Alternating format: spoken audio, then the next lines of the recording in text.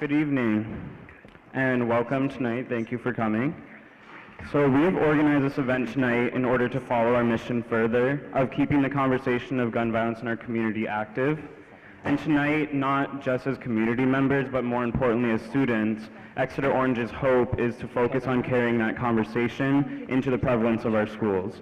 We hope to bridge the gap between our perspectives as students, teachers, administrators, and more, and we want to find commonality in our understanding of the magnitude and priority of this issue.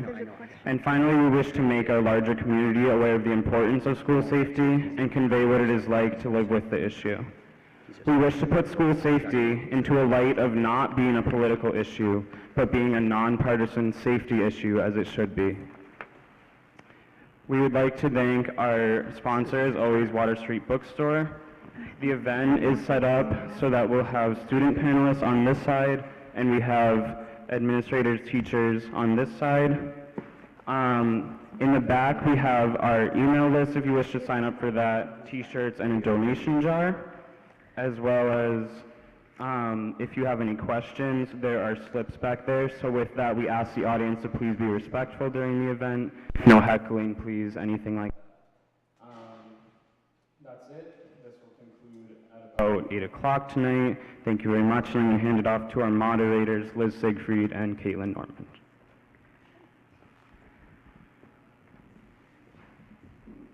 Today for our panelists, we have Elizabeth Bailey and Meadow Gregory, 8th graders from Cooperative Middle School. From Phillips Exeter Academy, we have Jordan Daberson and Gabrielle Jarrett. Seniors from Exeter High School, we have Ava Camel and Ava Laponis. And for all of our adult panelists, we have Travis Thompson, the Vice Chair of the SAU 16 Cooperative School Board, Michael Monahan, the Principal of Exeter High School, Helen Joyce, the Chair of the SAU 16 Cooperative School Board, Ayut Kalink, a history teacher from Phillips Exeter Academy, and Amy Gendro, a science teacher from Exeter High School. And could we have any questions from the audience brought up, please? So now, to start, we're going to start with Cooperative Middle School. Okay, so I'd like to pose a question. To everyone on the panel. Do you think that the SA 16 district is doing everything they can to educate on the facets of gun violence? And if not, how can we improve in that?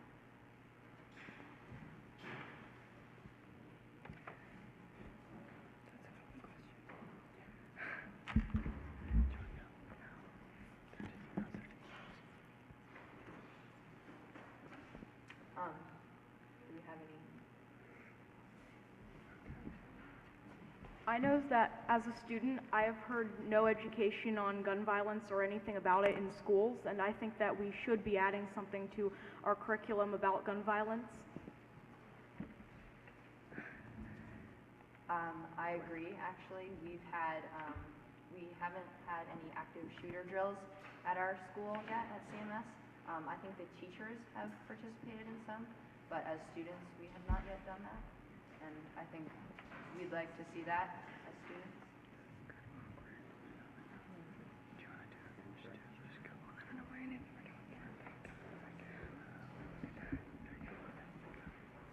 All right, so again, my name is Travis Thompson. I also chair the SU 16 Safety and Security Committee, which is, I think, why I'm here on this panel.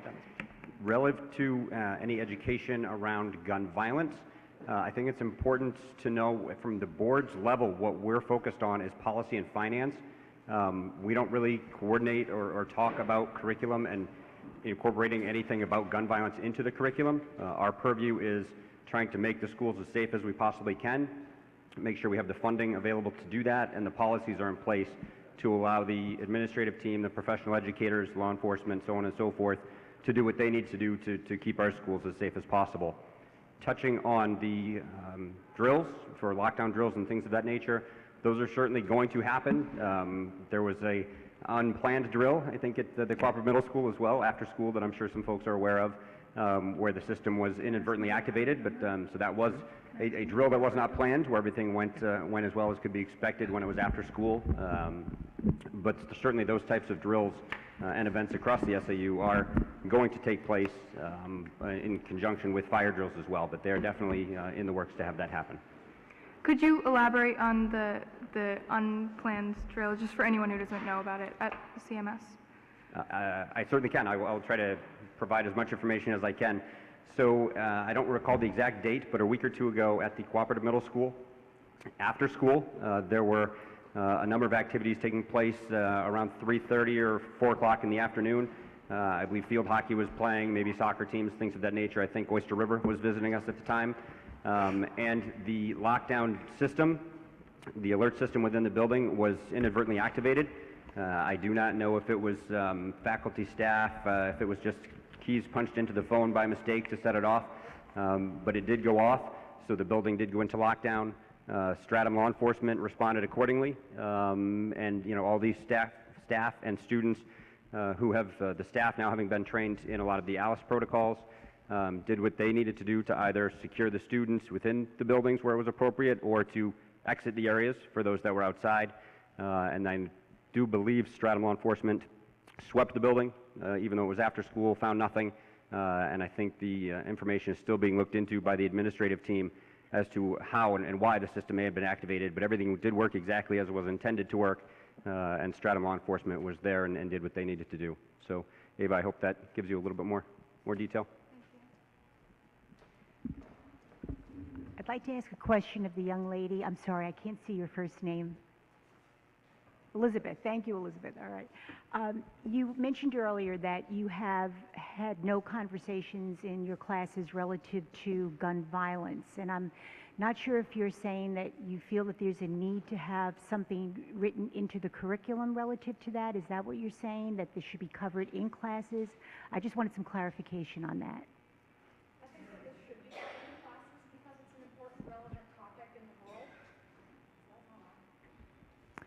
Testing?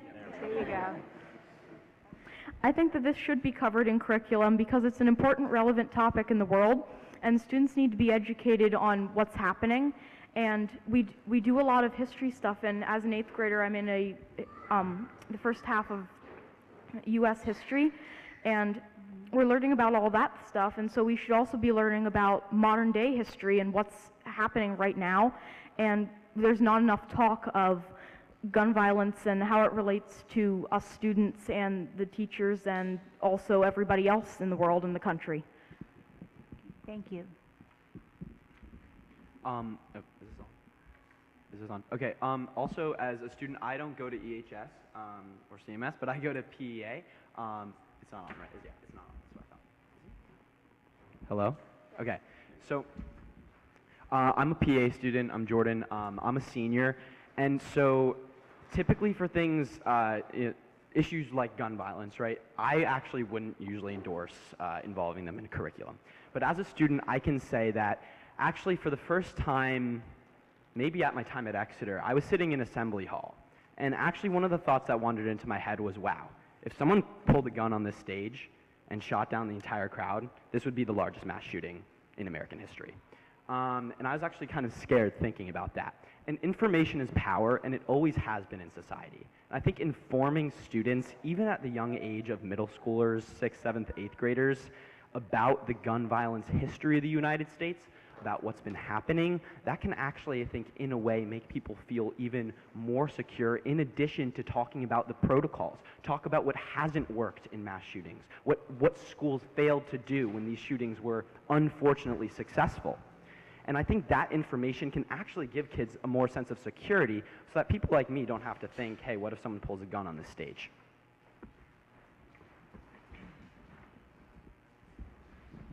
Jordan, did you have any, did Phillips Exeter have any more questions? Okay. No? Yeah, I just have a question for either Mr. Thompson. I think you mentioned the ALICE protocol for lockdown and how that's been initiated. Oh, I'm sorry. Are you good? Okay, so I just have a question for you, Mr. Travis, about the ALICE lockdown system. I am also at PEA, so I'm not an EHS student.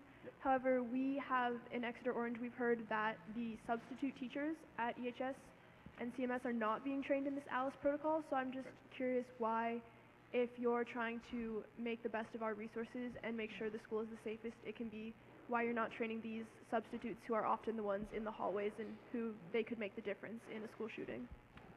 Absolutely, and I'm sorry, Gabriella? Yeah. Okay, Gabriella, excellent question. A little bit of misinformation, I think, and I'm happy to clarify that, and I think it's great that you brought it up. So at our safety and security committee meetings that we've been having on a regular basis, really since Sandy Hook, I think, Helen, if that sounds about right.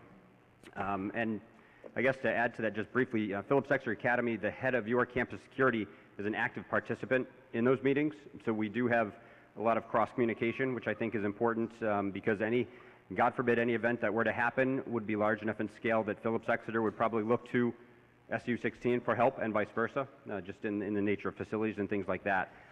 But relative to substitute teachers, basically at every one of those meetings, that's a question that I ask, and what are we doing to make sure that they have the information and the knowledge that they need? Because you are absolutely correct in that on any given day in any of our schools, and I don't know if it's similar in Phillips Exeter Academy, but I would assume there are guest lectures or things of that nature. There are going to be people in our schools, in our buildings, that are not full-time staff, whether they're substitutes or doing other things. All of the ALICE training is being offered to all the educators within SU 16, including our substitute teachers. And we've put in place a number of protocols years back as well, where substitutes need to go through some video training and some other things to make sure that they're at least fluent in what the conversation is, that they're at least aware of what our protocols are. So they are being provided with all of that same ALICE training. It may be a function of scheduling to get them through it, as that is an initiative that we just started at the beginning of this school year.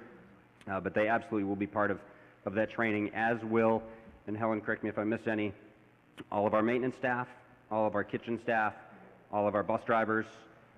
Essentially, the effort is anybody that is in contact with our students on a regular basis is welcome and invited to participate in that training. But it's an excellent question, and the substitute teachers is part of that conversation every single time, because I agree 100% that that's something we need to make sure they're as prepared as anybody else. So, thank you.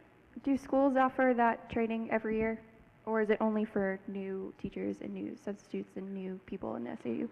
Excellent question. I feel like I'm hogging the microphone. I apologize for that. So ALICE training for SU 16 just rolled out this year. It was a new initiative that we've just put in place. So we started on the very first day of our school during convocation. Every teacher and staff member that was there for that day had ALICE training conducted that day. But I would certainly assume that it will be an ongoing training that we continue to repeat, but being the first year that we've implemented it, right now everybody is going through it as well. So.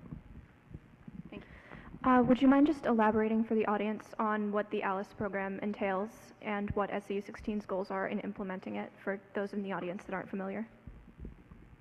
I was afraid somebody was going to ask me what the letters stand for. I'm trying to remember right now. It is alert, lockdown, no. Alert, lockdown, inform, counter, evacuate. Evacuate. Thank you very much, Jordan. I appreciate that. I'm sorry, what was the nature of the second part of the question? Was what are SAU 16's goals in implementing this?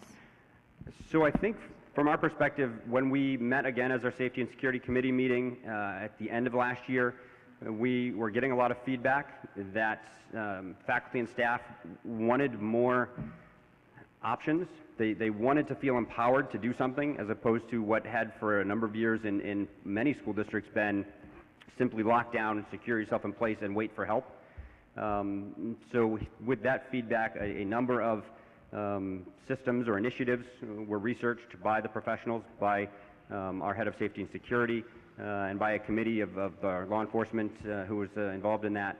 ALICE, as the program, was chosen by that group and is being implemented, but I think it's really just intended to empower our faculty and staff to make decisions, not just feel that they need to secure themselves and their students in place, but they can actually do what they feel is best in that situation. And certainly that program is being rolled out at an age-appropriate level. I think that's important to point out as well. The way that a high school student should be educated in ALICE training, or at least informed about what it is and how that staff should be trained, I think is very, very different than how a kindergarten teacher, and obviously how it should be explained to children of that age. So it is a very age-appropriate program that's being rolled out. and it's obviously a national program that's in place in many, many schools and districts across the country. I actually have a question for the teachers, and specifically Michael Monahan. How do you feel about the idea of teachers being armed in schools? I am not in favor of that, arming teachers. I've made the statement to people the day that they say that I have to carry a gun to school is when I'm going to stop working in school. So I'm not for it. Any other teachers want to elaborate on that? I wholeheartedly agree with Mr. Monahan. My job is to educate, not to carry a weapon to school. And if I could just interject one comment to Jordan, and I appreciate the fact that you want to learn about the history of gun violence and things that have worked and haven't worked. One of the important things about the ALICE training that I've learned over the past couple of sessions that I've taken, and even before that when Officer D'Amato had done some active shooter training for us, going back to post-Columbine when it was a secure in place kind of lockdown situation to the evolution of how we're being trained now to make decisions. It's really hard to say if you're in an auditorium and somebody comes out on the stage and starts shooting, this is what you should do. There is no cut and dry answer to what you should do, and so it's educating people in a manner of react in a calm way and make some decisions that are appropriate for your situation. So it's not going to be just this is what you do in every single situation. It's not that easy. So going back to the topic about being armed as a teacher, how do you feel that that would change your classroom? Like, how would the students feel about you differently if you were to be armed? I'm not really sure. I can't envision that environment. It's just beyond me, to be honest with you, that we would have a bunch of educators walking around with guns. It's beyond me, so I really can't speak to that. I'd like to address that, if I may. I'm a former teacher. I'm chairman of the school board now, but I taught for over 30 years, mainly high school and middle school as well. And I concur with both Amy and Mike. I would most definitely, if I was still in the classroom, be totally uncomfortable with having a gun. I personally feel that to have teachers armed creates the opportunity, if you will, for a more dangerous situation. The thought of having guns in the building outside of perhaps your police officer who's on duty there or anybody else who might be in the building of a law enforcement nature, I would be totally uncomfortable with that. And I think it opens the door too for the possibility of a student to get hold of a gun if God forbid a teacher was not securing it properly. And in what Mike just said a moment ago, I would agree. If I was at a point where I was still teaching, I'm retired for 12 years now, if somebody told me you have to bring a gun now to your classroom, that would be probably the day that I would leave as well. And that's not to say that I would not be in favor of protecting my students. They've always been number one with me for over 30 years, the kids that I had. But I think we've got, thanks to the school security program that we currently have, and I want to vocalize that Travis has been huge, and Esther Asbell, who's our associate superintendent, in getting this off the ground, and also Chief Kane, former chief of police here in Exeter.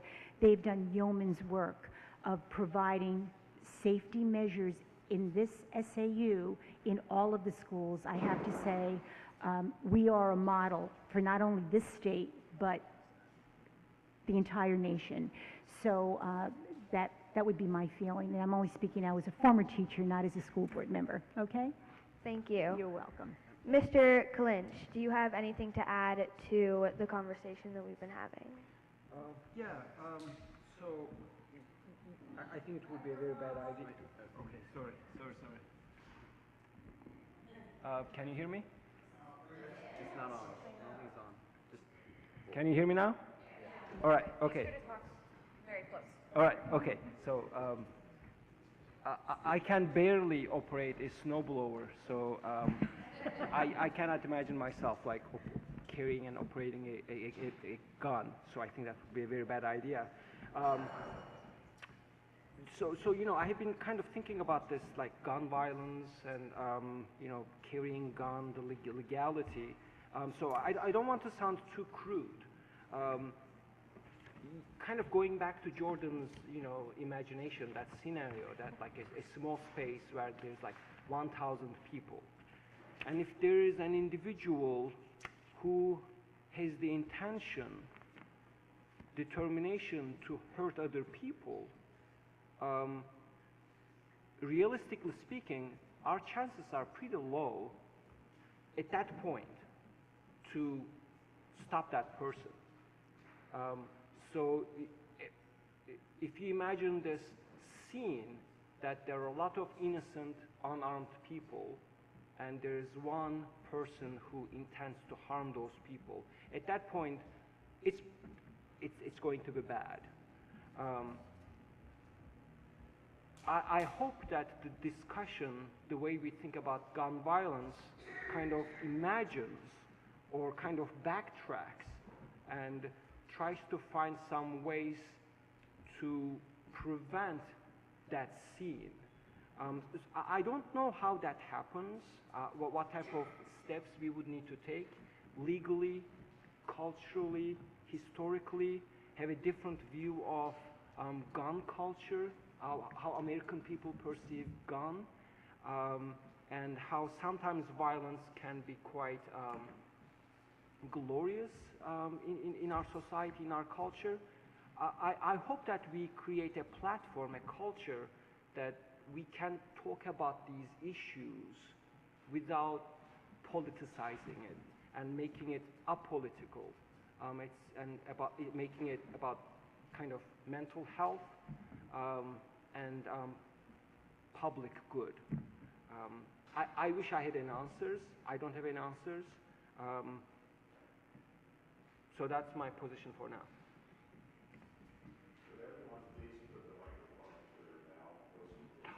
I hope you heard what I said.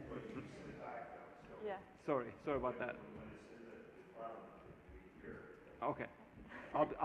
I will be more careful. So we have a question from a citizen for the school officials. So can school admin offer trauma support to students who are negatively impacted by school lockdown drills and the stress that comes with that?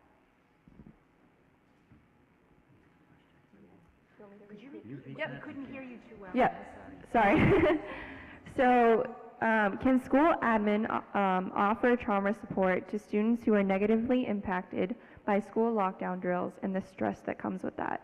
And I also want to add to just like other school shootings in other states. Want me to address that? Okay. It's interesting that you should, can you hear me all right? That good? All right. It's interesting you should raise that point because this was a point of discussion at our last security meeting. We have subcommittees from the major, that are represented by all of the schools in SAU 16, talking about this very issue relative to trauma. And at our last meeting, we did have a conversation about that because we have school psychologists and specialists in that field that are serving on these subcommittees that feed into the larger group in terms of making recommendations. One of the suggestions that I had made, and it came from actually a constituent, one of our parents in Stratham, recommended having on our SAU-wide security committee a person who's either an expert in trauma or someone who is a psychologist, psychiatrist who could address some of those needs and help us with some of that. Kind of tied in with that, I will share with you that one of the concerns that we have relative to violence and whether it be gun violence or any other type of major violence in school is related to mental health. And you mentioned that a few moments ago about mental health. When you think about, you know, the issue of addressing, let's say, a shooter in a school, God forbid we were to have something like that, we've got protocols in place to hopefully address that and with minimal danger and deadliness to our student body and faculty. But keep in mind that one of the things that we have to also address is what causes that person to do what they're doing. You're talking here about mental health issues and identifying perhaps students who are in need of assistance relative to that. And we're also, well, not getting into the weeds and getting into specifics about that because I really can't. We have a team together that's addressing that right now as well in identifying youngsters who very well could be at risk of doing this. And so this all ties in with what you talked about too with regard to trauma. We're trying to, let's say, nip it in the bud in terms of identifying those youngsters and hopefully meeting their needs in terms of what needs to happen to help them so that we never have something like this happening in the schools. So, And I would also just add, you know, part of your question was about the trauma or the angst that's caused by the drills themselves. And, you know, we've kind of changed the way we operate now with drills in schools. It always used to be, they were always a surprise. And you would make an effort actually that no one really is going to know about the fire drill, you know, so because we want everybody to react like it's real. But we kind of changed that thought process now. All of our drills, I'm going to let you know it's, you know, coming up, you know, in the next 2 minutes, 3 minutes, we're going to be doing a drill and then go through the process so that it's can be more instructive and also doesn't cause that level of anxiety. And we did that in our first fire drill this year. And as we do these things going forward, and once we get into the process of doing lockdowns with the Alice, we'll be announcing them and then walking you guys through some of the scenarios. So that's kind of the plan. Yeah, going off of what Helen was saying, I think that I do agree that mental health and like our culture, our society has a lot to do with these tragedies that keep on happening.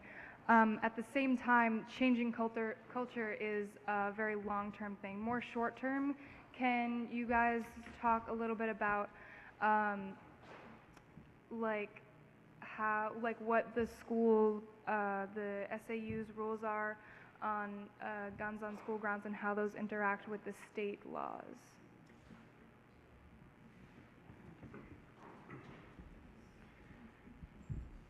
So relative to guns on school grounds, it is a very convoluted issue, to be brutally honest. The school board has really no authority whatsoever. That gets into state and federal law, and I am by no means an expert or professional. I will certainly defer to law enforcement on those issues every chance that I need to, but it is a federal and state issue, whether it's the gun-free school zone. There are issues at the state level relative to concealed carry and that law that have been brought up and that create some confusion around that.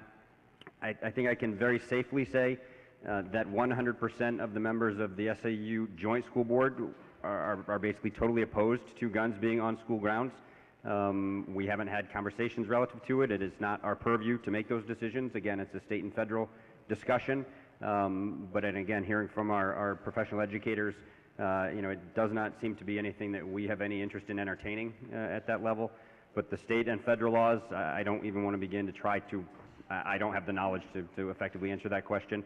I think that would be better for our law enforcement professionals, but it does become a very confusing, complicated question, and I know it's something that we talk about regularly, and even at the law enforcement level, it's state law versus federal law, and all sorts of things come into play there. So I apologize, I'm not an expert enough to answer directly that question, but I know that it's not something that the board would entertain.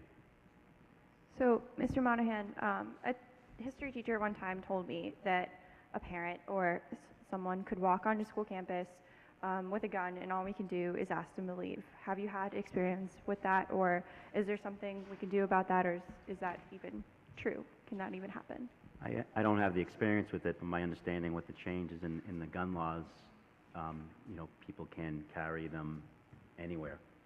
So I guess the answer is yes, they could. And I don't, again, as Mr. Thompson said, I mean, I'm not a legal expert, but you know, the local law enforcement and then federal laws and state laws, it all kind of seems to overlap.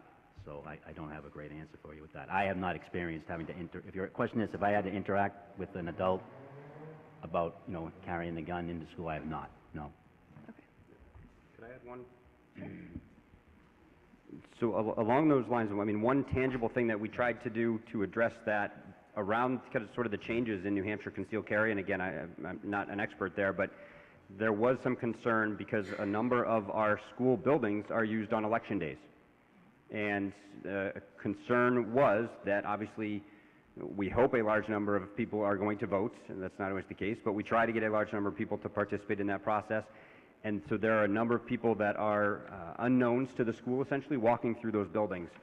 So we've actively tried in a lot of those districts, a lot of those smaller communities, to change our teacher and service days or things of that nature to minimize or hopefully eliminate students being in the building when elections are taking place in those buildings. I don't know that the schedule is 100% effective, but efforts are being made to minimize that, because if we can't control who walks into that building, then the least we can do is make sure that we don't have students in the building at the same time. So that is something that we actively discuss and try to manage that schedule to the best of our abilities. But that's maybe a tangible example of, you know, us not knowing, so we try to make other arrangements when we can around things like Election Day. Would I be able to ask kind of a question that's in a similar line of thought to carrying a weapon on campus? So if a student were to say, and I guess this is more applicable to the EHS or CMS campus, but if a student were to come on campus and not do anything, but they have a gun in their backpack, in their locker, what is your role as educators, and how do you work with law enforcement? And you don't have to speak from the law enforcement perspective, but just how do you work with the local police to deal with that? And what's the protocol?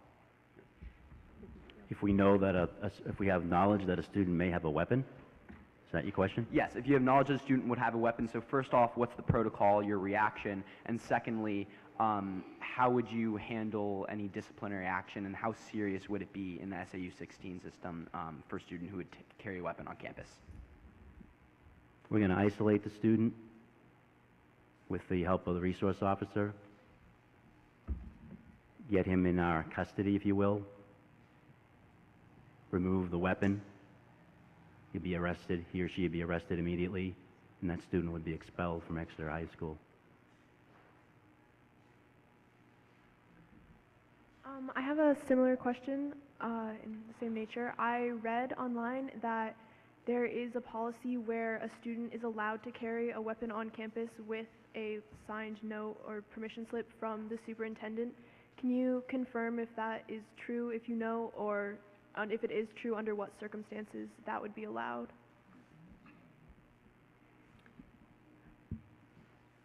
I can completely confirm that we have never approved any type of policy that would allow a student in any way, shape, or form to carry a weapon, let alone just a firearm, into the schools. That's one of the few things the boards do. We are finance and we are policy.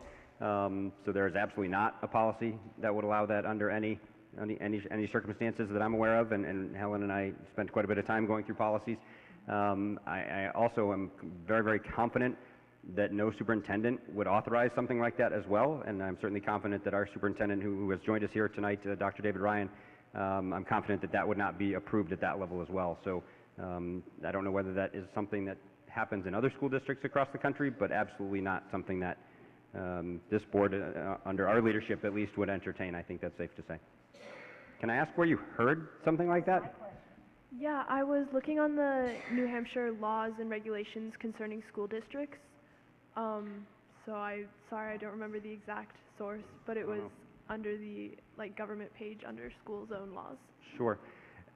I would not be surprised if in some of our colleague districts in the North Country where hunting is maybe more prevalent, there are conversations about students that do hunt before and after school, keeping something like that in a secure location. So again, I'm just guessing because I do some things at the state level as well. But things are slightly different when you're up in Colebrook and up in some of the North Country areas where hunting is maybe more prevalent. So that may have been something that that you saw on the state level. But certainly here at SU 16, it is not something at all that we would, at least as long as I'm on the board, we would not entertain that conversation. So even if kids do hunt and they have weapons and they hunt either before school or after school, do we treat them the same as if it would be a possible active shooter? We don't allow anything like that on school grounds. It's completely and totally against our school policies, 100%. I have a question for all of the students from the audience. Do you feel safe in school? Would you feel safer with fewer guns and fewer hands? And how does it affect your learning if you don't feel safe in school?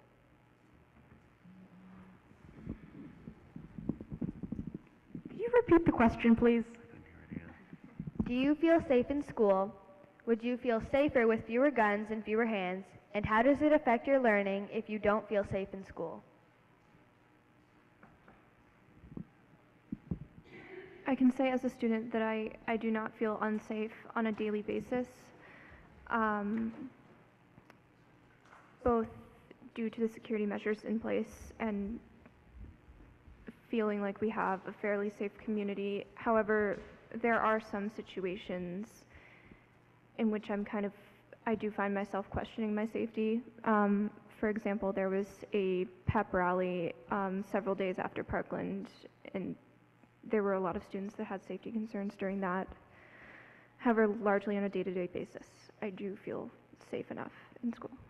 I think that we as students, especially EHS, CMS kids, we understand that our school district is rather affluent. We have very firm safety measures that are intact at our schools. But we do live in an age where seeing an unfamiliar face at school is troubling. It makes you anxious. And like Jordan was saying and Ava was saying, pep rallies and large gatherings like that, where it would be easier for something like that to happen, it's a thought that crosses people's minds and a thought that's entertained very often. Not necessarily a daily, like, anxiety-ridden idea, but it is definitely frequent that we think about those kinds of things. And as far as how it affects our learning, I feel like that's pretty self-explanatory. It's very hard to be learning, especially if you're in higher level classes, or, I mean, it doesn't really matter what level classes you're in, but if you're preoccupied with the thought of someone endangering you in that moment, then it's very hard for you to do any kind of work. A couple of weeks ago, towards the beginning of September, we had a lockdown at school. I think this was like second period, and we knew nothing about this. It ended up being a drill, but we didn't know about that. And to kind of go through that and hear that that was happening, like, that's terrifying, you know, and more so because of all these school shootings happening. And I think knowing more about the new safety procedures, especially, you know, the ALICE procedures that we have now, would help a lot more, knowing, you know, what we could do. And going back to what Jordan said at the beginning of the forum, about how in, you know, an assembly or something like that, and if someone brought a gun, we would not know what to do if someone started shooting. You know, maybe teachers would, but students wouldn't, you know, and that's terrifying. And we need to be able to react and in a safe manner. Kind of similar to what Ava was saying, I feel relatively safe on a day-to-day basis, but there are some things that, and I can talk from the perspective of a Phillips Exeter student, that have concerned me, and I think I share some of the same concerns as EHS students and CMS students. To my knowledge, our school has not yet, even with our extensive campus safety, not program, but group of, you know, officers who protect us on a daily basis, we have not had a drill, actually, that's specifically about school shootings, to my recollection at least. And I remember you know, the most actually direction that I have gotten in the classroom has been my history teacher the other day looked at me and said, if a shooter comes in, you guys run to the wall, we're going to put up the table and I'll hit him on the head with a trash can. And that's about it. And, you know, for really any school, I think that's pretty much unacceptable. In addition, this is also specific to my school, but we have a lot of students from a lot of different places around the world. I was talking to someone who was a junior last week, actually, and one of his close friends was hit by a bullet at Parkland. He lives in Parkland. I actually have someone from my old school when I went to school in Connecticut who now lives in Parkland, who I know was incredibly scared and feared for his life. And just hearing these stories and hearing that this is actually people's reality. I know someone whose best friend was hit by a bullet at Parkland. That brings it almost a little bit too close to home for me sometimes, and especially the fact that we have an open campus is also scary. Now, I don't think that this has personally impeded my learning process and how I behave in the classroom, but it still makes me sit there and think sometimes, what if something were to happen? What does the campus safety officer have to say about the fact that we haven't had a serious school-wide, active shooter drill? And some of the teachers I don't think are as well informed as they are, as they should be. And maybe Mr. Clinch could speak more to that later from my school. But in general, that's just kind of how I feel. I think I want more information about security, and I think that will help me feel better on campus. So I know Jordan mentioned maybe PEA students not being as well informed as they should be. How do you feel on that, Mr. Clinch? I think we had a drill last year, if I remember correctly. That was for the nuclear plant. So that was for if the nuclear plant in Seabrook broke. That wasn't for an active shooter. No, another one, like we had lockdown actually.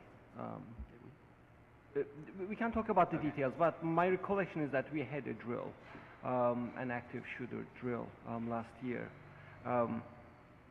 But I refer to your recollection. So going back to your going back to your question.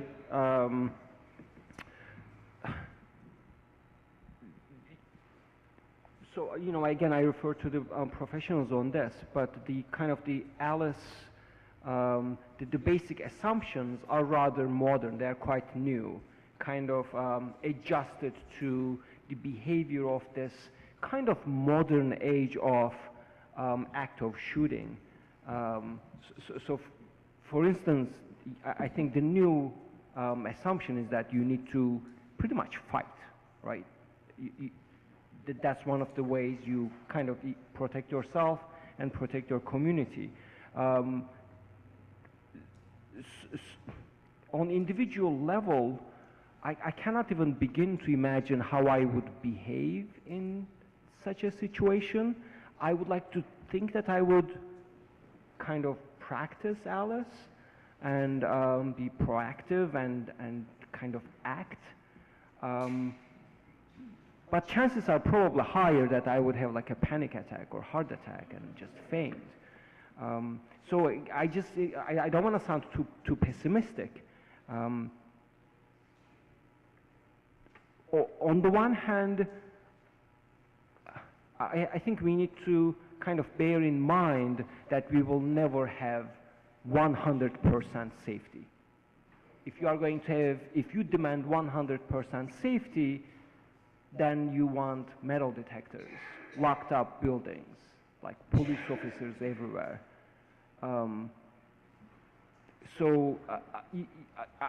If you just kind of translate this into kind of trade-off between like feeling safe and also living your life, again, I don't know how you would draw the line, but for my institution, if I kind of speak on behalf of PEA, they are putting a lot of resources, spending a lot of money to figure out how to kind of respond to this kind of modern, new form of violence. And I feel just too old to even like begin to relate how people would do such a thing. I hope I tried to answer your question. Do any other teachers want to elaborate on that? Do you feel educated with the new Alice program, or do you feel like you could still learn more and still need to gain more knowledge on it? Well, I can always learn more about a lot of things, but having gone through what I have and what we have at school, I feel I feel more prepared, and there is a level of, I do believe empowerment's the word that's used a lot, and that's one of the things that I look forward to being able to do once we have it kind of set with our staff, when we start to do more things with the students. I think it's going to make you guys feel very empowered as students to react in a way that can make you safer. So that's everything that I read about it, and anything that I see, that's the word that always is said. It's an empowering thing for everybody involved. So I think once we get that rolled out in the coming weeks, I think it's going to be a better environment for everybody. And you know, the point being made about large-scale groups getting together, I mean, it's stuff that I think about all the time. Unfortunately, we all do.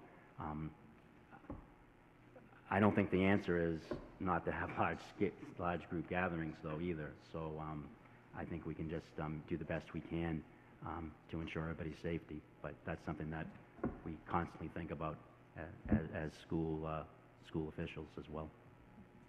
I have a question. So you said that we have plans to, as the school board, to involve the students in an active shooter drill. Do you know when that is going to happen? So before I even get to when, which we don't have anything scheduled, I think it's important to point out too that we have no plans at all to involve students in an active shooter, quote unquote, drill. You know, we do have had conversations about having students involved in other types of drills. We at no point, and we were very emphatic about this, are we going to go down that road where we've seen the horror stories of nobody knowing it's happening and suddenly law enforcement comes racing in and there are orange guns, and we've never entertained that, nor will we ever again, as long as I have any say in something like that. We have had conversations about involving parents and students in other types of drills. The most discussed so far is what we consider a reunification drill. We, as part of that discussion, we're never going to and will never do it as, again, a quote-unquote active shooter. And there are other ways you can practice that type of drill, whether it's there is a chemical spill in the lab and we need to evacuate the school and take students somewhere else, whether it's there's an animal in the school, which we've used in some of our elementary schools. There's a skunk in the building, we need to get out kind of thing. You practice the same skills, but we are not scaring the students with those type of activity. So we've had discussions about reunification drills with volunteers, parents and students, buses taking the students to another location, parents going through the reunification process. So those types of drills we have talked about, but at no point have we talked about having an active shooter drill with students in one of our school buildings while they're present. I do know, and I was a participant in some law enforcement training where we used the cooperative middle school during the summer, no students, no staff, things of that nature, where law enforcement trains in some of the things they need to practice. But again, at no point were there ever students or faculty in the building. Did that answer your question? Yes. Okay. You. So for Mr. Monahan or anyone in the SAU, I don't know if this is completely right question, but there was a boy who brought a loaded gun into school in middle school, and he now goes to Exeter High. And it says, what do you said you expel whoever does that, but why does he go to AHS? I think, but we probably need an explanation about the expulsion process, and if that's only for a year or if it's for the entirety of his high school and middle school career. It would depend upon the given situation, the age of the individual, things like that. It could be for the remainder of the school year. It could be for the remainder of their school time. So there'd be a lot of variables involved with that. So the age of the student, the circumstance, and things like that would determine that. If I could follow up on that too, keep in mind that expulsion is a function of the school board. And there have been cases where, and I can't get into that clearly because of preserving the anonymity of students, but if it reaches a point where the student is to be expelled, there has to be a hearing, et cetera. There's a whole process that goes into play. And as Mike just pointed out, there are variables sometimes, as he said, the age of the student, the circumstances, so many different aspects that have to be taken into account. But you start with suspension at the building level, then extended suspension at the point of the superintendent's level. If there's a feeling that the student needs to be expelled, then it would come to or beyond the normal suspension that's given, then it would come before the school board. So that's the process, essentially. So when you're expelled, are you expelled for the year from the entire? It can vary, Okay, it still can vary, and again, depends on circumstances. In a similar nature, if you are expelled from one school district, is there some sort of policy about whether you can move into another school district, and if there's like a process you have to go to in order to get into another school district? I'm not sure about that. We believe that I believe that there's some reciprocal agreements between school districts as far as accepting a student who's been expelled from another district.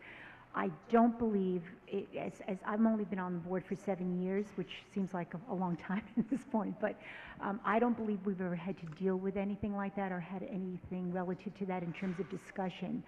So I'm afraid I'm not able to answer that question adequately, and I don't want to give you incorrect information. I know that this conversation is primarily focused on school safety, and I will certainly defer to the professional educators to clarify any of this, but we do have a legal obligation to provide an education to all students. So, regardless of the circumstances, our primary role and objective is to provide an education to them in whatever way, shape, or form that might be. So we also have to keep that in mind, that we have that obligation to provide them with an education. So that certainly is part of what we need to keep in mind.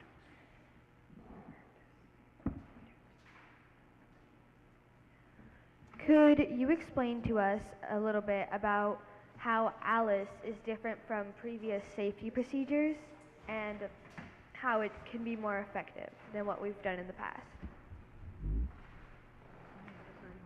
Go ahead, Mike. Go ahead. You're in. I think it's the fact that it allows you to make some decisions about how you want to react to a situation rather than have just the same reaction to everything, which, in a lockdown scenario, you're just there and that's it. There's nothing else to be done. And it does give your, say, in a classroom, teachers and the students some choices and I guess the permission, if you will, to do different things. I mean, for example, if you're at the, you guys understand our building, if you're at the very end of one of our hallways, right, on the first floor, and you either can hear or we can give you some information that there's something going on in that middle of that commons, why wouldn't you just go right out that door, right, and get away from it?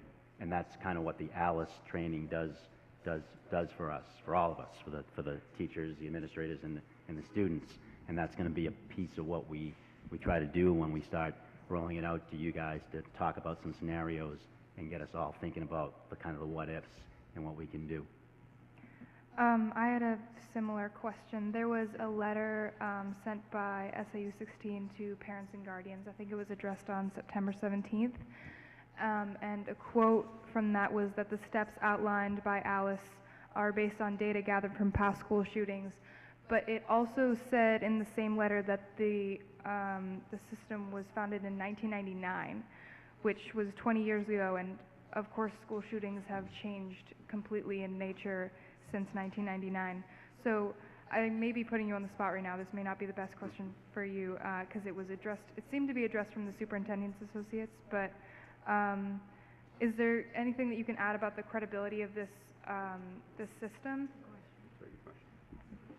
No, excellent question. Very good question. So, again, I may get my dates wrong. I believe the ALICE program was created after Columbine, if I'm not mistaken, which gets to that 20-some-odd years ago when it first was developed. I'm not sure if it was from parents that actually were involved in Columbine or had students there, but that was the event that sort of, as my understanding, was the impetus for the creation of the ALICE program. It is a program that continues to evolve and improve. It is not something that has stayed static since it was first developed. So it is a very current very widely used across the country protocol for school districts. And again, it has also something that is developed and created at age-appropriate levels. There is not one ALICE protocol. There are variables involved when it comes to high school, again, versus elementary school students. The way it's explained, the way they're informed about things, the way the staff maybe is trained about how to do things, because at a high school level, again, as Mike pointed out, high school seniors may just go out the door and leave the property, and they're certainly more than capable of doing that, whereas a kindergarten classroom, they're ducks following the teacher. They're not going to be able to make those decisions on their own, but the protocol itself is very current and continues to evolve as it needs to. So.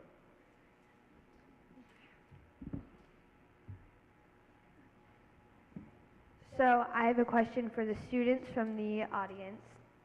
Do you experience classmates that minimize your feelings of concern, or are you aggressively pro-gun? And how do you think administration supports you? Do you experience classmates that might make you feel uneasy, that are aggressively pro-gun, that might make you feel somewhat unsafe in schools?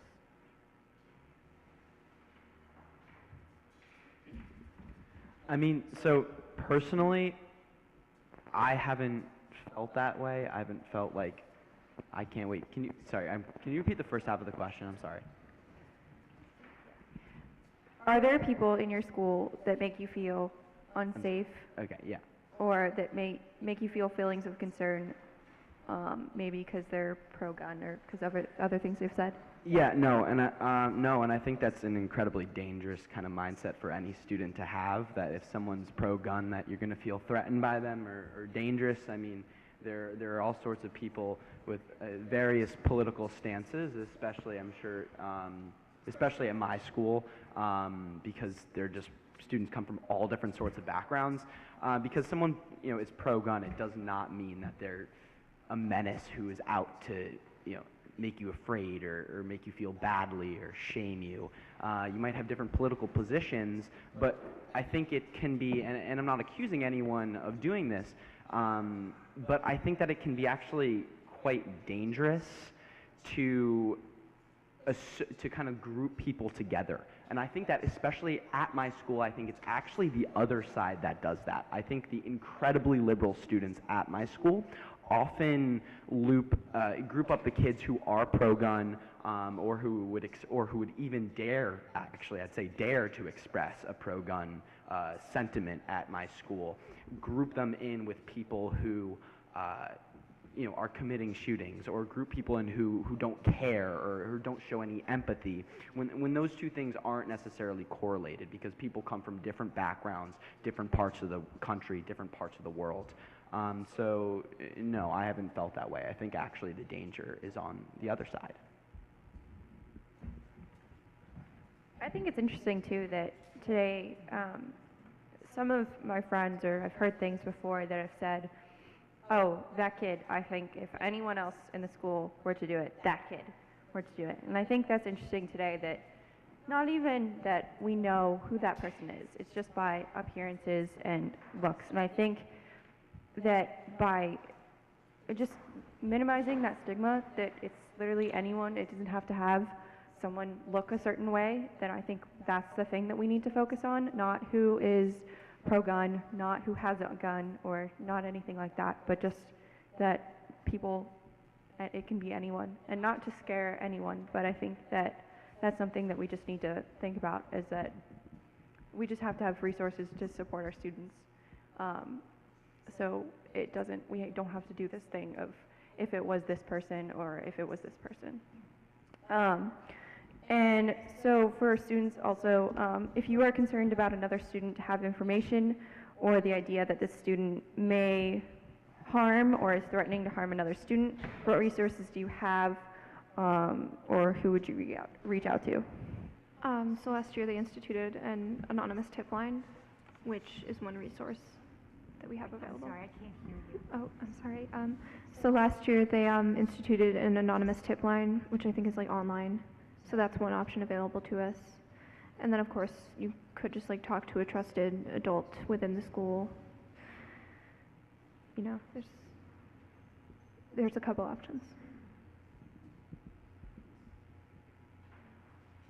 Anyone else?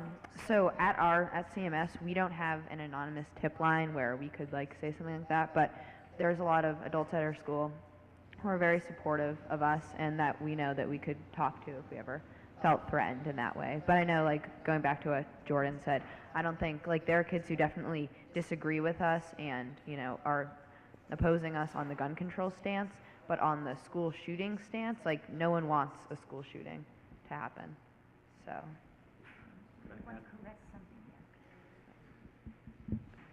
So relative to the anonymous tip line, that's actually a district-wide, and even beyond that, anybody that has the phone number, which is posted on the SU16 website, on the very front homepage of the district's website, that number is available to anybody for any reason, really.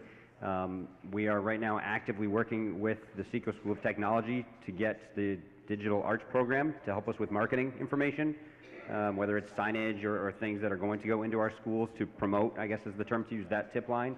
But it's not exclusive to any school. It's not even exclusive to, I guess, SU16. It's monitored 24 hours a day by a number of individuals who receive an immediate text or email alert that somebody has posted something so that they can immediately respond accordingly. And we've actually had positive outcomes of that tip line from other districts. I mean, our kids know other kids from Winnicott and Seabrook and Manchester, from, you know, whether it's sports activities or whatnot. And we had concerns expressed via that anonymous tip line that we think actively helped another student in another district. So that is something that's on our website. I hope everybody takes the time to look at that number, but it is available to everybody that might want to use that. So thank you for bringing that up. So, Mr. and Joe, if someone comes to you with one of these tips, what are the process? What process do you have to go through? My first contact would be administration, and the student can remain anonymous. I would probably encourage them to remain anonymous. I would also make sure that they feel safe and that there hasn't been any personal threats made to them. If there has, then our resource officer would also be contacted immediately, but I would go right to Mr. Monahan and Officer Robichaud. So I have a question for the administrators. What specific interventions are in place for SAU 16 and for middle and high school students that are considered emotionally at risk? And do those interventions stay with the students until they graduate? And how do these interventions support students in and out of school? And this is from the audience. I'm just going to go back to something that I addressed earlier. We have a behavior intervention team in place right now in SAU 16, and they are through a number of different resources, and I'm not able to really discuss that publicly because, you know, you have to protect students as well as process, if you will. But they are very active. They are at this point in time, we've created within our district, which includes middle and high school, we have one team right now. There's possibly another team that's going to be put in place to identify, as I said earlier, those students who could be at risk, who could possibly be in terms of risky behavior that we've been talking about, be identified and helped in any number of ways. I'm not privy to what those ways are right now, but I can assure you that this team has been very active over the last several months and will continue to do so and continue to expand as needed. Thank you. And would anyone else like to elaborate on that? Also at our more grassroots building level, we have regular meetings amongst our administrators and some guidance counselors in the commons level. They deal with students academically, but also social, emotionally. Teachers bring kids forward to them to look at those kids and try to find the resources for them. We also have a larger group that gets together to evaluate students and to figure out what needs they have, whether, again, it's academic piece, a social emotional piece, and give them what they need. And another question from the audience. Have any of you coordinated your efforts with the New Hampshire legislator, for instance, the issue of open carry and its effects? So, have any of you coordinated your efforts with the New Hampshire legislature about things like open carry and its effects? So, pretty much have schools been involved in like gun-free school zones or anything like that at the higher level than our district? The short answer is that we actively do talk with our local legislators at the state level. I think it's safe to say the district does not actively take a position on, guns or things like that. That's not our prerogative, but we certainly voice our concerns to our local legislators relative to those laws and the confusion that surrounds them, and relative to school safety in general. SU 16 for 6 years now, 7 years. Every year we annually have a meeting where we invite all the local legislators with us. They meet with the entire joint board. This year it's actually October 15th, and it is open to the public if anybody would like to join us. This year being an election year, we also invited all the candidates to come join us. And at that meeting, we try to have an open conversation just about what our concerns are at the state level, not just surrounding school safety and security, but most of the discussion, as you might imagine, is around funding. So we have a lot of discussions, but we do actively talk with our legislators and voice our concerns, and try to get whatever help we can from Concord, as I'm sure every other district tries to do.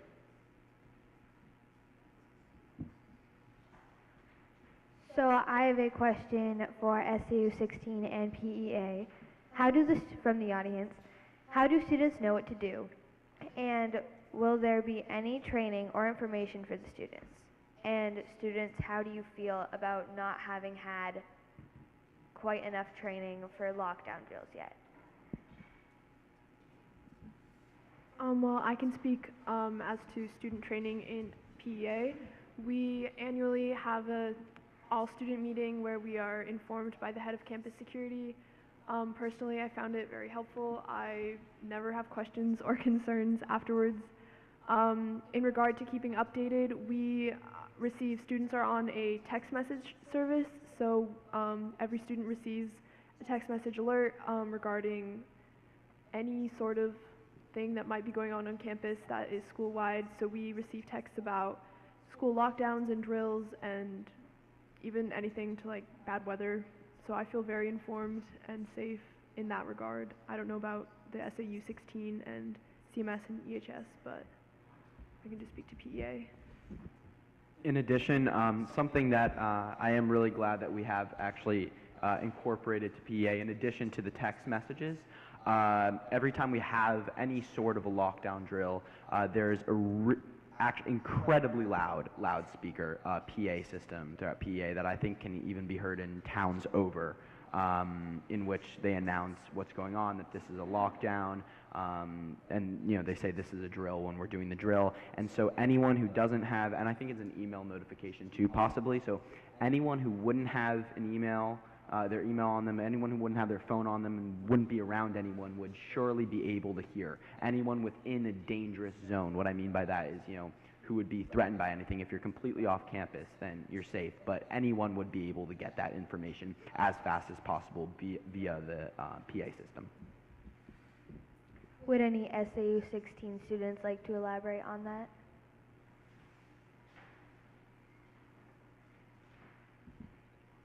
All right, and would any of the administrators like to answer that question? Could you repeat it, please? Sorry. How will the students know what to do, and will there be any training or information for students in the future? Besides in the moment. Well, again, we're formulating what we're going to be doing, and I appreciate people want it done, sooner rather than later, and we're going to get that out as fast as we can. But we want to be purposeful and do it in an appropriate way that's going to work well for all the students. And so, I mean, that's going to happen.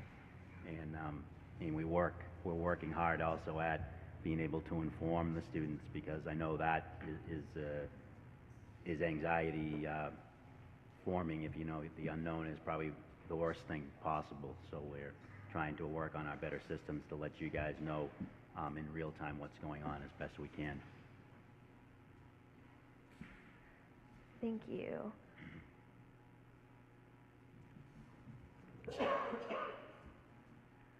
So, to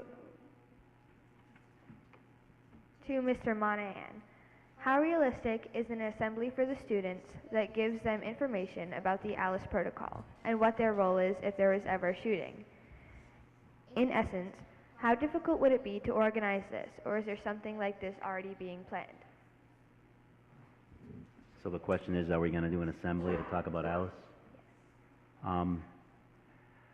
We were talking more in terms of rolling that out in a smaller group setting amongst maybe the classes or potentially the advisories to talk about what that program is and how it might be used, and maybe have, you know, teachers in classrooms talk to the students about some of the protocols, and then say, well, what could we do in this classroom as opposed to a larger assembly. But I think that might be more valuable than a big group, but that might be something we would do.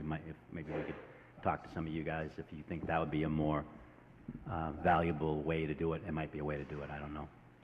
I think that one of the concerns that's surely on the mind of the administration is that when you, I mean, almost all of these school shootings are implemented by students, so when you are teaching all the students the same way to react, then it's difficult to make sure that whoever is the school shooter doesn't know what everyone's already going to be doing in that organized fashion. To the students from the audience, do the students want the teachers or administrators to carry guns? No, I think I speak for everyone when I say that. The important thing that I think everyone needs to acknowledge about the debate over whether teachers should be armed is that there really aren't any teachers or school resource officers or administrators or any of the people whose job it is to keep us safe and care about us. Those are not the people who are pushing for teachers to be armed. I'll leave it at that. So, how often, for anyone on the panel, do you believe that we should have lockdown drills or any drills in general?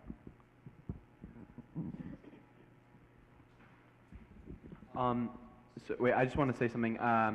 So actually, I'll reference earlier in our discussion when Mr. Clinch said he actually did remember that we had a lockdown drill, and I think that that's definitely a possibility. But I think that actually speaks to something very important: the fact that I already forget. If we had it, I already forget what it is. And you know, and I'm here part of an anti-gun violence organization, and I've already forgotten exactly what the procedure at my school is for that. So if anyone, and I'm not accusing anyone is doing this, but if anyone wants to get away with saying we can do it just every few years, we don't have to run through it all too often if we just do it at least once or twice when everyone's here, I'd say that it's necessary at least once a year. I think definitely twice a year, maybe at the beginning and middle of each year. I think that would be incredibly useful, and it would definitely refresh my memory. And I'm sure that if I forget, then I'm sure there are lots of other students who have also forgotten the exact procedure. If I could just interject just a little bit. The ALICE program is different than just a lockdown, and it teaches the professionals in the building how to judge the best route to take to escape, or if we need to barricade our students in the door in the classroom, and how to barricade the doors if we need to counteract.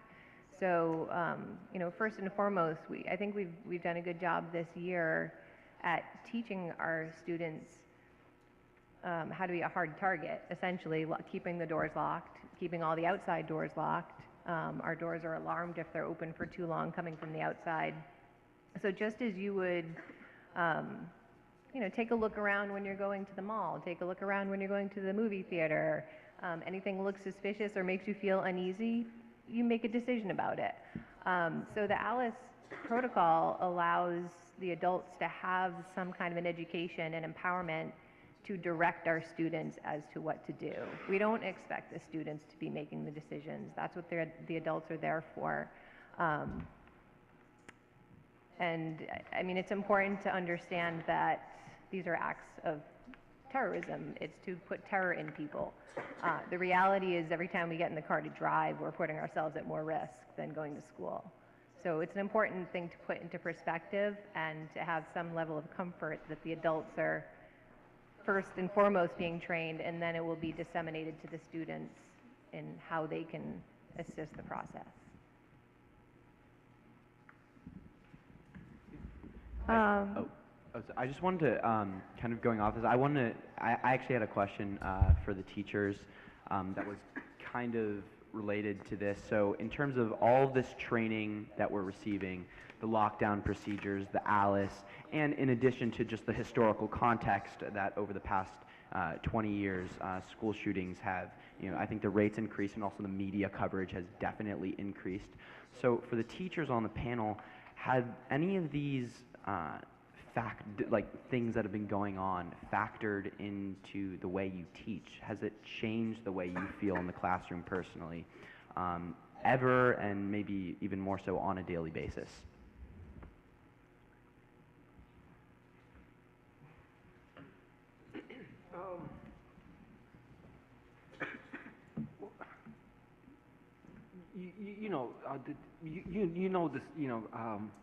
The tragedies the nation experienced, multiple shootings. So on personal level, I hope this is not going to sound too privileged or spoiled, but I'm grateful that I live in this state, in this town, and I feel quite safe day in, day out. So it hasn't really impacted the way I carry myself, I teach. But I guess on professional level, I would think twice, like getting a job in a large city, because I do not want to be tested. I just don't want to be, I don't know how I would behave in such a situation, God forbid. It's just awful. It's an awful thing. But to a certain extent, I think we are a very lucky group of people compared to some other parts of the nation. I mean, I can't lie. When I took the ALICE training, it made me nervous, and I teach physics, so I have a lot of tools and pipes and boards that I could put to good use if I needed to in my room. But then I have to kind of gather my perspective and sort of reflect on why I'm there, and that's for the students. So it's one of those things that you hope will never happen, but you prepare for the slim chance that you may need to act and defend the classroom of students that are in your care. It doesn't affect me on a daily basis how I teach. I'm not looking suspicious at every single student that walks in. But I'm grateful when I get in my car and drive home safely every day. So, an interesting question from the audience, from a citizen. So, I noticed that 7 of the 8 students who are present appear female. Is there a large gender bias in students interested in gun safety issues? Ava? So Exeter Orange is a largely female group. I've actually been asked this question quite a couple times in different ways of, like, why there's a mom's demand action, why is there no dad's demand action?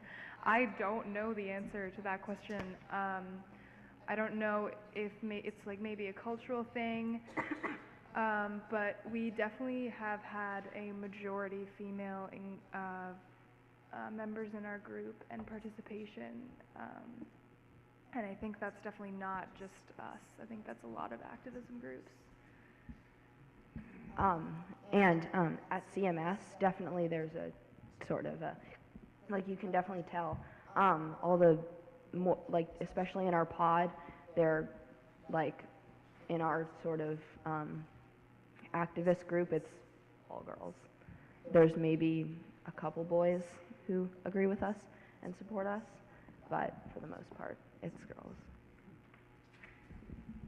I guess as that one boy, I you know I think it's unfortunate that we don't have more boys involved, but in a way, as you know, a boy, I don't understand maybe the reasoning.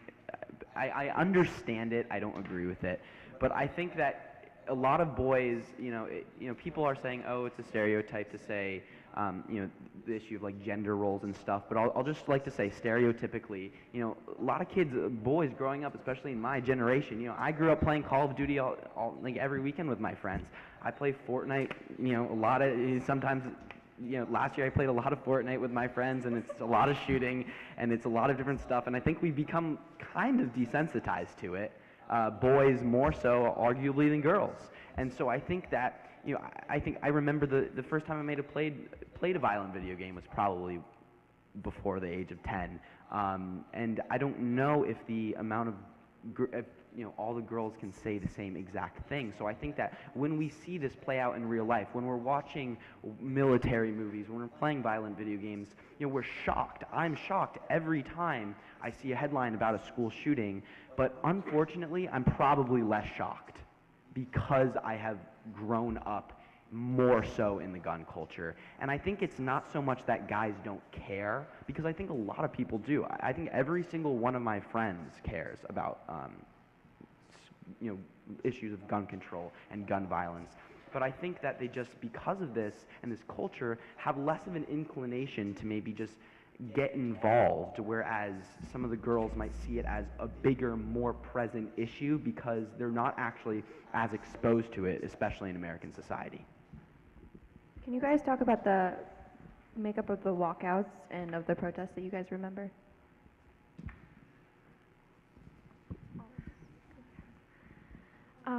Well, pretty much in any situation where we're having a large-scale protest, at that point, there's significantly less of a gender gap. Like,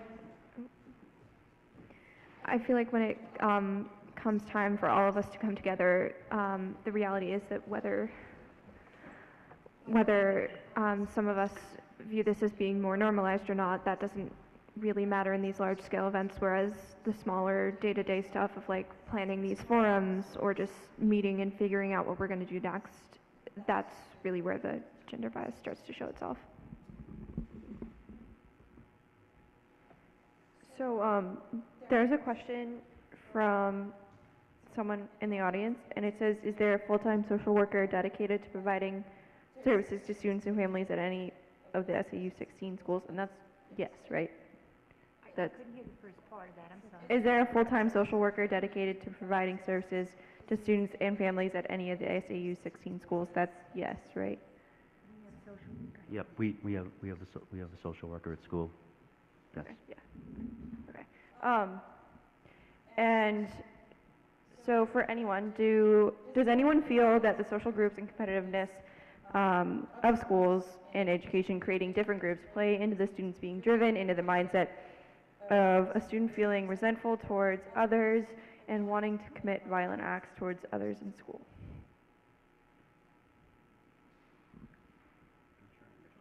Yeah, I'm not sure. So it's pretty much asking, there's this, it's about competition and social groups, and if that causes a student feeling resentful towards others and doing some of these acts of aggression towards others in their school, so like school shootings. I've been retired for 12 years, and I still miss it, miss being with the students. And I can tell you that this is an age-old problem. This, I've taught in New York City, I taught in the North Country of Littleton and Woodsville here in New Hampshire. I taught at Sanborn Regional High School for my last 10 years. In every single system that I've been in, this has been an issue with regard to different cliques, different groups of students who are sadly looked down upon at times by others. I think given the fact that looking at the history of this, especially since Columbine, where many of these students who have taken this horrific action have been deemed as kids who have been picked on, bullied, etc. I think that we're trying, I feel that we're trying currently to educate students, whether it be through health classes or other means, and the students could answer this better than I in terms of the curriculum, to try to work with kids to not only prevent that from happening, but how to deal with that, as opposed to taking it out on kids through violence.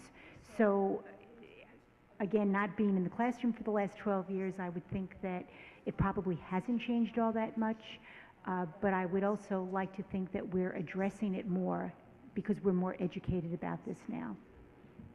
I think that, not to counter that directly, but the Columbine incident specifically was thought of as more confusing than other ones because the two kids who were the perpetrators in that incident were considered, I've actually read a couple books on this, that's why I'm talking about it, but were considered rather like popular, well-liked in multiple social groups and like very well-liked kids in the school.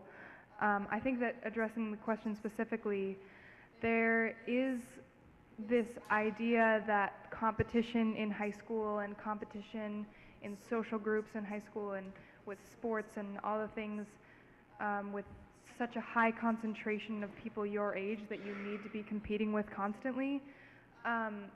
It is a valid concern. However, I don't think that competition is an element of someone's like mental stress that ends after high school. Competition proceeds throughout adulthood in your jobs and in your everyday life. It's not specific to high school, and it doesn't end when high school ends. So a question for, in terms of competition and students being sort of like encouraged to have sort of like friendly competition with each other, sometimes I think that it can be taken a little bit too far, and I see this a lot in not only the team setup in our school, which is convenient for dividing up classes, and I think that it is a good idea, but how it gets taken just a bit too far in like sort of being pitted against each other for this all-out battle of like who's better, and I see it a lot in the sports and with stuff like that, and this could or could not contribute to some of the competitive mindset that people have. So a question for the students. How does it feel being known as the generation of school shootings?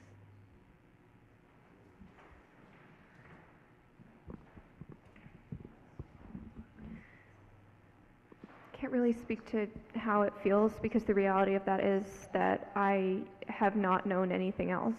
I was born about a year after Columbine, so really by the time I was growing up, that was very much ingrained in our culture as a reality, and it shouldn't be, but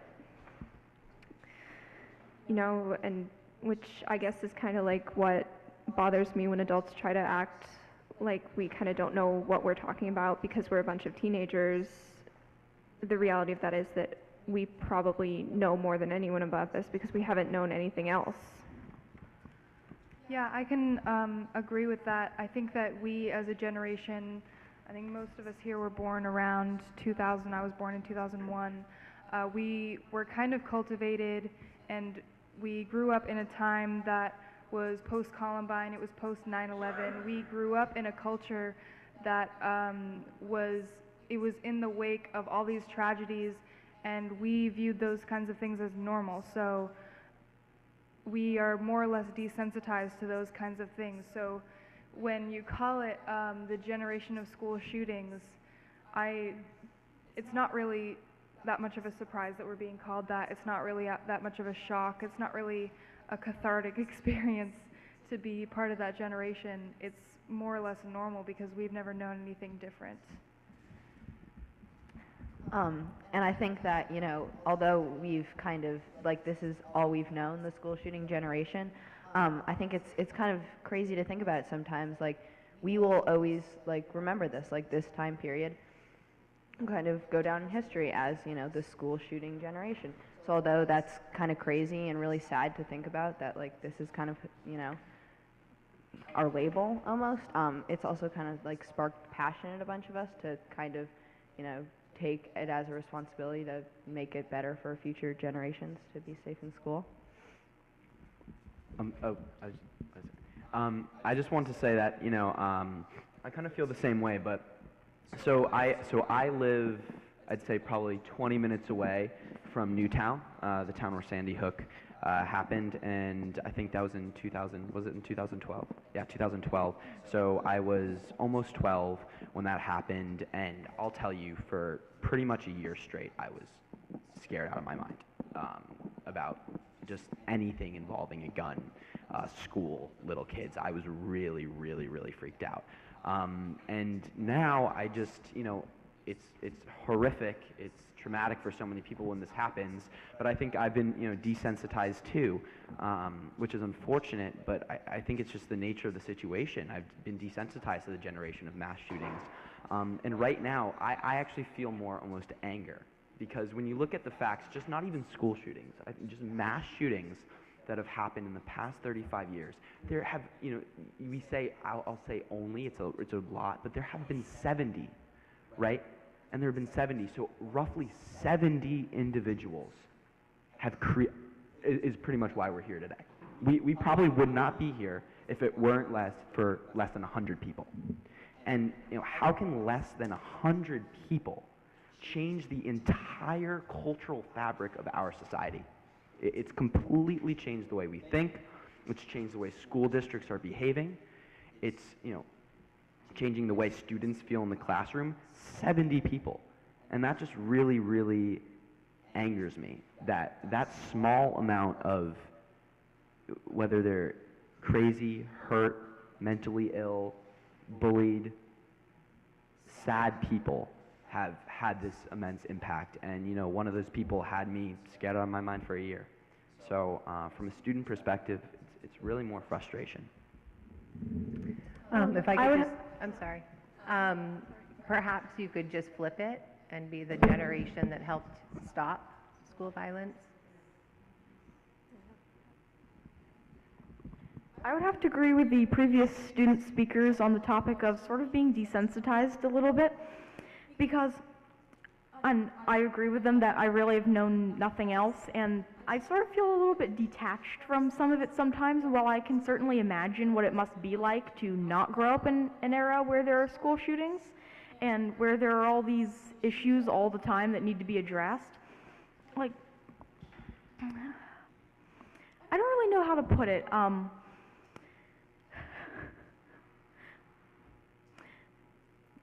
Like, we really do have, like, a commitment, we do have a responsibility to address some of these things, and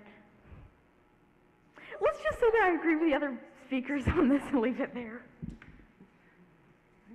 I guess I would just say I think it's almost unfair to label us as this generation of school shootings, because while the majority of perpetrators in school shootings have been students, I think a large amount of the blame is not to go to our generation and to students, because, I mean, we're what, 16, 17, there's only so much we can do to change laws and people's access to guns. And while we do have a responsibility in our schools and communities to, I guess, try and reach out to people and make sure people are doing okay, like regarding that topic of competition and whether people feel included in the community or not, I just feel that the main thing to blame would be students' access to guns, and how it is not hard for me or any other student to obtain a gun in this day and age, and that is not something that we can blame our generation for.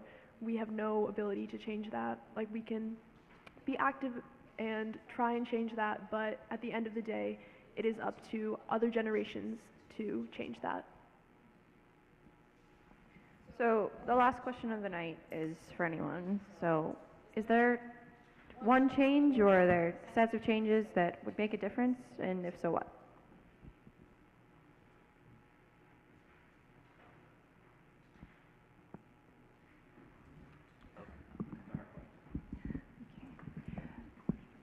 While I'm not going to get into my own personal views relative to gun control, I think it would be inappropriate for me to do that this evening. I feel that one of the big changes that has to happen is that we have elections. We have a big election coming up in just another 6 weeks or so. We need to get voters out to voice their opinion on whether it's an issue of gun control or any other issue.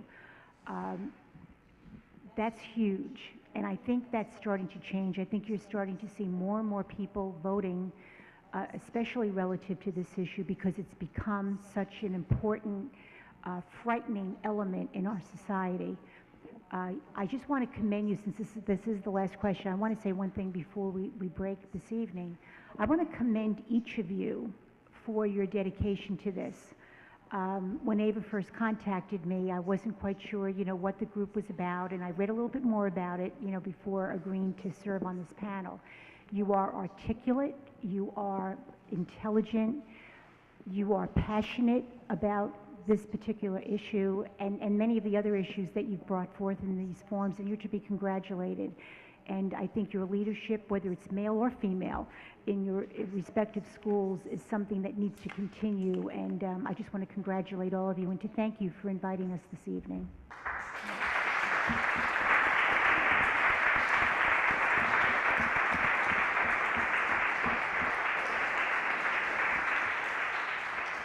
So does anyone have any last remarks to say before we have our closing statements? If I may, I think that in order to have a paradigm shift, I think there needs to be at least two things. One, you guys need to win the debate on the reinterpretation of the Second Amendment. So that's kind of the legal aspect. I think the way we talk about gun rights, politically, legally, that debate needs to be won, and you need to just do your homework and win that debate. And secondly, on cultural level, hopefully, kind of going back to the previous point that your generation is being the school, violence generation. I agree with Gabrielle, that's unfair. If there's any generation to be blamed, don't get me wrong, but the previous generation, your parents, I think maybe the generation that needs to be questioned. So hopefully you will decide how you are going to raise the next generation, how much video games they should be playing, how much screen time they should have. And instead of playing maybe machines, they should be playing with people. And they need to be connected, well-balanced, decent people. Hopefully you will do that. Thanks. One of the things that I often say to my students, especially if they're struggling with the curriculum, is that it's not important to me if they leave being an expert in physics. It's important that they're kind people. So when you have people around you that need support, support them. We've talked about the mental health issue. That's another big one. We need to recognize how to help people and the signs when they're needing help but not able to ask for it. So social media is sometimes the bane of my existence, but I wholeheartedly believe in you that human connection is where it should begin. All of the ALICE training in the world cannot safeguard 100% of the students, but going deeper into the root of the problem is really where everybody should start. And as adults, supporting the activism for our younger generation is huge. Okay, thanks guys. So Will Baker is going to come up and have some closing remarks before we end.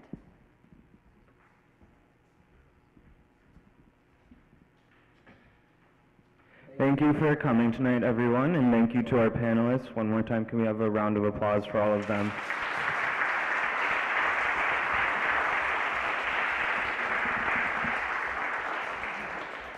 We really appreciate everyone that came out today to have this conversation with us, and we appreciate all of you guys to come and watch this because you really make an impact on us being able to spread our message and hold these conversations by supporting us coming to our events. We'd just like to once again thank our sponsor, Exeter Bookstore, or Water Street Bookstore.